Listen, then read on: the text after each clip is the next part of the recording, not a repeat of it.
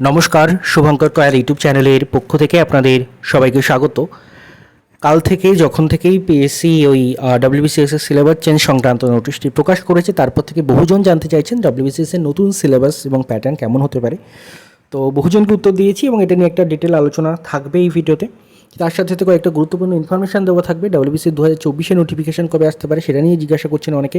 OBC case update কী রয়েছে সেটা, ICDS সুপারভাইজারের প্যানেলের ভ্যালিডিটি বেড়েছে এটাও জানাবো, আর তার সঙ্গে সঙ্গে পিএসসি অডিট অ্যান্ড অ্যাকাউন্টসের ইন্টারভিউ শিডিউল প্রকাশ হয়েছে। তো কম্প্যাক্ট ভিডিও থাকবে, ফুল অফ ইনফরমেশন। এক এক করে শুরু করা যাক। প্রথমত এই নোটিশটা দেখতে পাচ্ছেন আজকে প্রকাশিত হয়েছে 21শে আগস্ট 2024।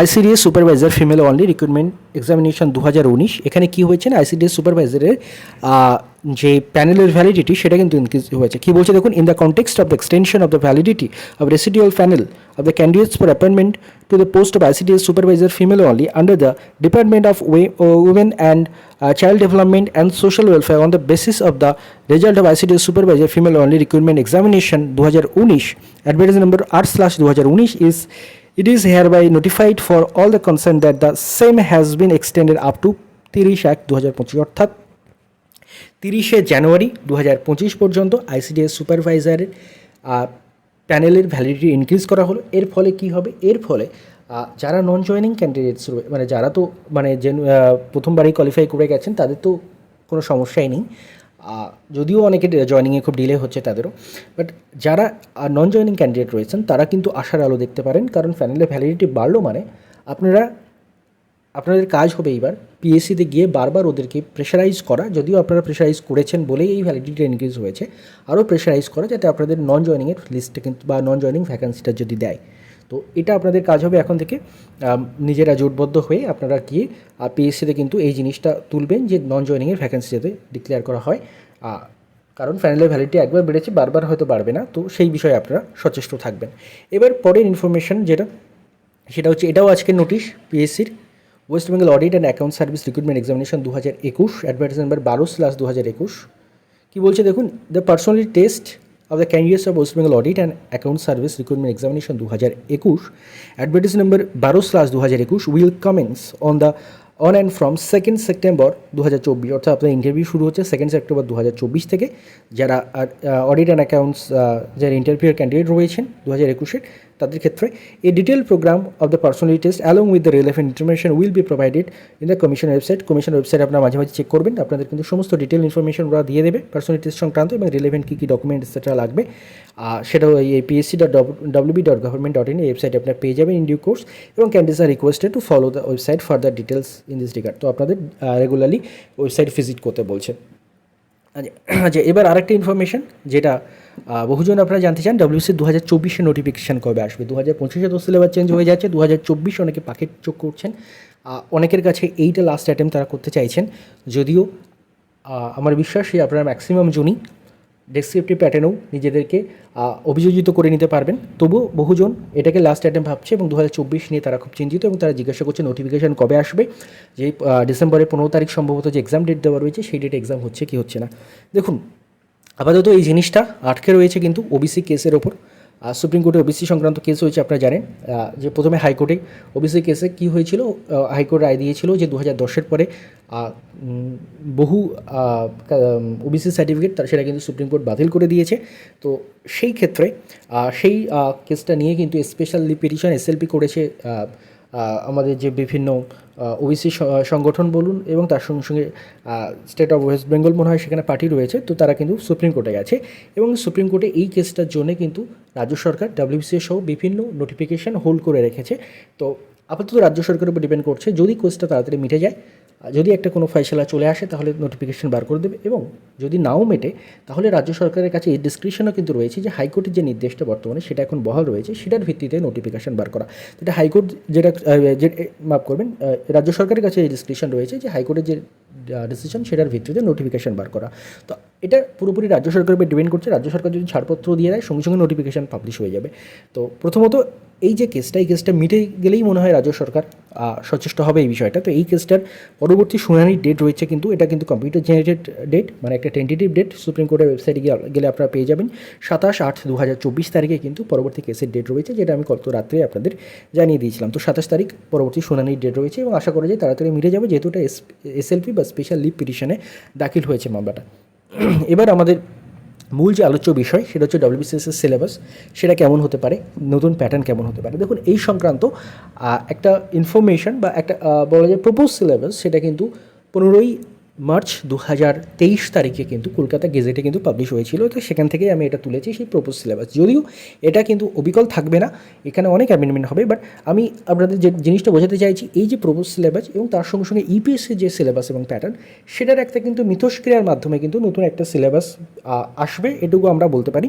তো এই যে প্রপোজ সিলেবাস ছিল, এটা হুবহু থাকছে না, এতে কিছু কিছু অ্যামেন্ডমেন্ট হয়েছে নিশ্চয়ই, এবং সেটা পিএসসি জানিয়ে দেবে খুব তাড়াতাড়ি। যদিও আপনারা খুব উৎকণ্ঠিত, তার জন্যই কিন্তু এই বিষয়টা নিয়ে আসা। তো প্রপোজ সিলেবাস যেটা ছিল সেটা আমি আপনাদের দেখিয়ে দিই। এখানে দেখুন, প্রিলিমসের কথা বলে নিই। প্রিলিমসে সেখানে দুটো পেপার হতে পারে, ইউপিএসসির মতো করেই। ইউপিএসসিতে যেমন দুটো পেপার থাকে প্রিলিমসে, 200-400 নম্বরের পেপার থাকে, 100টা করে, মানে প্রিলিমসে জিএস পেপার 1 থাকে, জিএস পেপার 2 থাকে। জিএস পেপার 1-এ 100টা কোশ্চেন থাকে, একটা 2 মার্কস করে থাকে। তো 100টা কোশ্চেন সেখানে কিন্তু আপনাকে কাট অফ ক্লিয়ার করতে হয়। এবং সেকেন্ড পেপার থাকে সিসার পেপার, সেই পেপারটা কিন্তু 200 নম্বরে, সেখানে 80টা কোশ্চেন থাকে, একটা প্রশ্ন 2.5 নাম্বার করে। এবং সেখানে কিন্তু আপনাকে জাস্ট করতে হয়, আপনার কোয়ালিফাইং মার্কস পেতে হয়, যেটা 33%, মানে 66 পেতে হয় 200-র মধ্যে।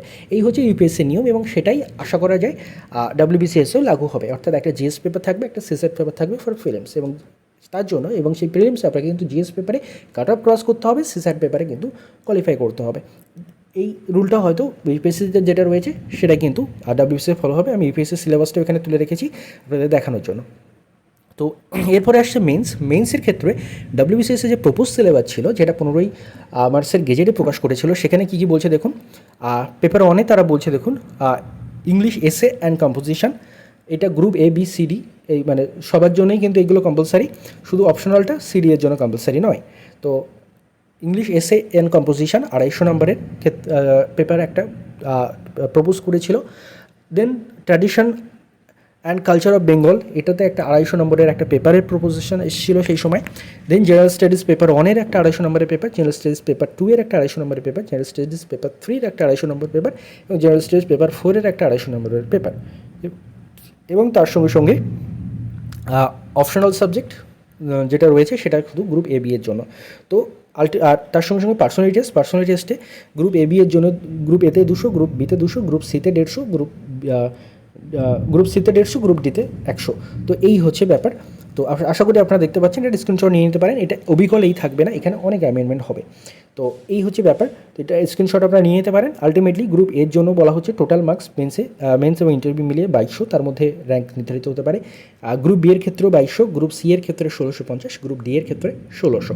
এটা হচ্ছে প্রপোজ সিলেবাস ছিল। এখানে কিছু কিছু অ্যামেন্ডমেন্টের কথা কিন্তু বলা হয়েছে, যেমন এখানে একটা ডেসক্রিপটিভ ম্যাথের একটা ব্যাপার ছিল, সেটা নিয়েও কিন্তু যেটা জানা গিয়েছিল সে সময়, যে পিএসসিও সন্তুষ্ট নয়, যে ডেসক্রিপটিভ ম্যাথ তারাও হয়তো চাইছে না। তো সেই জিনিসগুলো কিছু কিছু অ্যামেন্ডমেন্ট হতে পারে। এবার এই যে ব্যাপারটা এখানে, এবার এই যে GS paper 1, GS paper 2, GS paper 3, GS paper 4, এগুলোতে কী কী থাকতে পারে। তো দেখুন, এবার আমি যদি আপনাদের ইউপিএসসি সিলেবাসটা দেখাই, তাহলে আপনারা অনেকটা একটা ধারণা পেতে পারেন। দেখুন, ইউপিএসসিতে যেটা বলছিলাম, প্রিলিমসে একটা জিএস পেপার 1 এবং জিএস পেপার 2 থাকে। জিএস পেপার 1-এ আপনার বিভিন্ন সাবজেক্ট থেকে কোশ্চেন আসে, history, geography, polity, economy, science, tech, environment, ইকোলজিতে, তার সাথে সাথে আপনাদের থাকতে পারে ইন্টারন্যাশনাল রিলেশনস, কারেন্ট অ্যাফেয়ার্স, অনেক কিছুই থাকে। তো সেটা জিএস পেপার 1, সেখানে থেকে আপনাদের কিন্তু কাট অফটা ক্রস করতে হয়। এবং জিএস পেপার 2, সেটাকে বলা হয় সিসার paper, civil service aptitude test, সেটাতে হচ্ছে আপনাকে 33% অর্থাৎ 66 নম্বর পেতে হয়। এটা হচ্ছে প্রিলিমস। তো এটা ইউপিএসসিতে যেটা, ডব্লিউবিসিএসের ক্ষেত্রেও সেই একই জিনিস লাগু হতে পারে। এবার মেন্স এক্সামের ক্ষেত্রে ইউপিএসসিতে যেটা নিয়ম রয়েছে, দুটো ল্যাঙ্গুয়েজ পেপার রয়েছে, সেই দুটো হচ্ছে 300 নম্বরের, একটা বেঙ্গলি, একটা ইংলিশ অবশ্যই, আর একটা বেঙ্গলি অথবা অন্য কোনো ল্যাঙ্গুয়েজ। তো ইউপিএসসির ক্ষেত্রে এটা রয়েছে।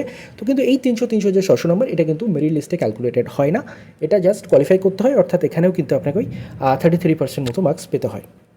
এবার আসছে মেন যেগুলো ক্যালকুলেট হয়, সেটা হচ্ছে পেপার 1 এসএ পেপার, যেটা এখানেও কিন্তু আমরা যে প্রপোজ সিলেবাস সেখানেও দেখছিলাম ইংলিশ এসে অ্যান্ড কম্পোজিশন। তো ইউপিএসসির এসএ পেপারটা কেমন হয় সেটা যদি আপনাদের বলি, ইউপিএসসি এসএ পেপারটা এরকম হয় যে দুটো এসএ লিখতে দেওয়া হয়, 250 নম্বরের পেপার থেকে এসএ পেপার, দুটো এসএ লিখতে দেওয়া হয়, একটা 125 নম্বরের এসএ লিখতে দেওয়া হয়, এবং সময় থাকে 3 ঘন্টা। এবার আসা যাক জেনারেল স্টাডিজ পেপার 1, যেটা এখানেও কিন্তু প্রপোজড রয়েছে, অর্থাৎ আমাদের যে ডব্লিউবিসিএসের যে প্রপোজ সিলেবাস সেখানেও রয়েছে জেনারেল স্টাডিজ পেপার 1 250 নম্বরে। তো এই জেনারেল স্টাডিজ পেপার 1 ইউপিএসসিতে কী থাকে সেটা আপনারা একটু দেখে নিন। এখানে থাকে কিন্তু আপনার ইন্ডিয়ান হেরিটেজ অ্যান্ড কালচার থেকে কোশ্চেন থাকে, হিস্ট্রি থাকে, জিওগ্রাফি থাকে এবং geography of India and world দুটোই থাকে, এবং তার সঙ্গে সঙ্গে সোসাইটি থাকে। তো এই হচ্ছে জিএস পেপার 1, যেটা ডব্লিউবিসিএসেও আশা করা যায় থাকতে পারে। এবার এখানে দেখতে পাচ্ছেন জিএস পেপার 2 দেওয়া রয়েছে, বা জেনারেল স্টাডিজ পেপার 2, এটাও 250 নম্বরে। ইউপিএসসিতে জেনারেল স্টাডিজ পেপার 2-তে কী রয়েছে আপনারা ভালো করে দেখে নিন। জিএস পেপার 2-তে রয়েছে কিন্তু আপনাদের গভর্নেন্স থেকে কোশ্চেন থাকে, কনস্টিটিউশন থেকে কোশ্চেন থাকে, পলিটি থেকে থাকে, সোশ্যাল জাস্টিস থাকে এবং ইন্টারন্যাশনাল রিলেশনস থেকে কোশ্চেন থাকে। এই মাফ করবেন, সরি, আমি GS paper general studies paper 2 এর কথা আমি বললাম। ক্লিয়ার? তো জেনারেল স্টাডিজ পেপার 2 হচ্ছে governance, constitution, polity, social justice, international relations. GS paper 3ও কিন্তু ডব্লিউবিসিএস প্রপোজ সিলেবাসে ছিল, সেটাও আমি আপনাদের দেখিয়ে দিই।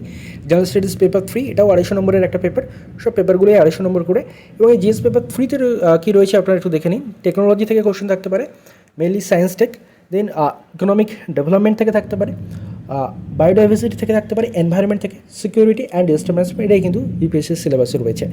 আর পেপার 4-এ রয়েছে কিন্তু ইউপিএসসিতে এথিক্স, ইন্টিগ্রিটি, অ্যাপটিটিউড, যেটা কিন্তু আমাদের ডব্লিউবিসিএস যে প্রপোজ সিলেবাস সেখানে কিন্তু কোথাও দেওয়া নেই যে এথিক্স, ইন্টিগ্রিটি বা অ্যাপটিটিউড। এখানে জেনারেল স্টাডিজ পেপার 4 লেখা আছে। আশা করা যায় যে এই এথিক্স, ইন্টিগ্রিটি এবং অ্যাপটিটিউড এটাও কিন্তু ডব্লিউবিসিএসের সিলেবাসে লাগু হতে পারে। আর পেপার মানে জেনারেল স্টাডিজ পেপার 4-এ এথিক্স, ইন্টিগ্রিটি, অ্যাপটিটিউড এটা কিন্তু লাগু হতে পারে, এবং তার সাথে সাথে দুটো অপশনাল পেপার থাকতে পারে। তো এই হচ্ছে ইউপিএসসির সিলেবাস, এবং ইউপিএসসির পার্সেন্টেজ 275 নম্বরে হয়, সেখানে কিন্তু আমাদের ডব্লিউবিসিএসের ক্ষেত্রে কিন্তু প্রপোজ রয়েছে 200 নম্বরের। তো আশা করছি একটা কম্প্রিহেনসিভ অ্যানালিসিস আপনাদের দিতে পারলাম। তো এই হচ্ছে দুটো সিলেবাস। এবার এর মধ্যে কিছু অল্টারনেট হবে, মানে এই যে প্রপোজ সিলেবাস ডব্লিউবিসিএসের ছিল সেটার সঙ্গে কিছু অল্টারনেট হবে, এবং সেটাকে আরও ইউপিএসসির মতো করে করার চেষ্টা করা হবে বলেই মনে করা হচ্ছে, এবং আশা করা যায় খুব শীঘ্রই পিএসসি এটা তার ওয়েবসাইটেও জানিয়ে দেবে ডিটেল সিলেবাস দিয়ে। আপনাদের যেহেতু আপনারা উদ্বিগ্ন সেই জন্যই আপনাদের জন্য এটা বলা। এবার অনেকেই বলছেন যেটা যে এতদিন ধরে তারা প্রিপারেশন নিচ্ছিলেন, হঠাৎ করে এই প্যাটার্ন চেঞ্জ এবং সিলেবাস চেঞ্জের জন্য তাদের প্রিপারেশনে বিশালভাবে হ্যাম্পার হবে। ডেফিনেটলি আমি এগ্রি করছি আপনাদের সঙ্গে। এটাও যেমন ঠিক তেমনি এটাও ঠিক যে আপনি যদি এতদিন ধরে এই সিলেবাসটাকে কমপ্লিট করে আসতে পেরেছেন, মানে 1 বছর যেহেতু আপনি সময় পাচ্ছেন, যথেষ্ট আগে পিএসসিটা ইনফর্ম করেছে, তো আশা করা যায় আপনি এটার সঙ্গেও কিন্তু কোপ আপ করে নেবেন, আপনি এটার সঙ্গেও কিন্তু অ্যাডজাস্ট করে নিতে পারবেন। তো সেভাবে প্রিপারেশনে যারা নতুন একদম তাদের ক্ষেত্রে তো অসুবিধার কারণটা অতটা নেই, কারণ তারা হচ্ছে ডাইরেক্টলি 2025-এ যাদের ফার্স্ট অ্যাটেম্প হবে তারা ডাইরেক্টলি এই ডেসক্রিপটিভ সিলেবাসেই কিন্তু প্রিপারেশন নেওয়া শুরু করবেন। এবং যেমন অনেক প্রবলেম রয়েছে এখানে, যেটা আপনারাই বলছেন, যেটা হচ্ছে ডেসক্রিপটিভের খাতা কীভাবে চেক করা হবে, আর সেখানে অস্বচ্ছতা আরও বেশি লক্ষ্য করা যেতে পারে, দুর্নীতি আরও বেশি হতে পারে। Definitely I agree with you, সেই সমস্যাগুলো অবশ্যই হতে পারে, বাট সেগুলো যাতে কম করা যায় সেটা আমাদের চেষ্টা করতে হবে।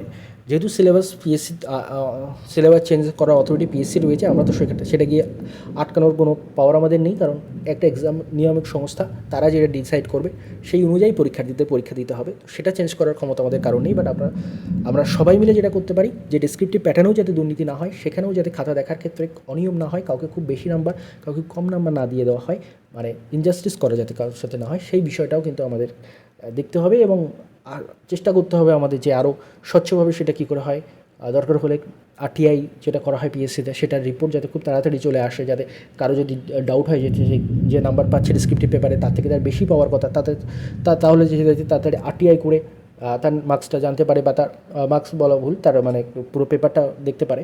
তো এই ধরনের চেষ্টা আমাদের তরফ থেকে করতে হবে। যেহেতু ডেসক্রিপটিভ করছে পিএসসি, সেটাতে আমাদের রোখার কারো ক্ষমতা নেই, কিন্তু সেই ডেসক্রিপটিভ প্রসেসটাকে যদি স্বচ্ছভাবে করানো যায় সেটার চেষ্টা আমাদের করতে হবে। ধন্যবাদ আপনাদের সবাইকে ভিডিওটি মন দিয়ে দেখার জন্য।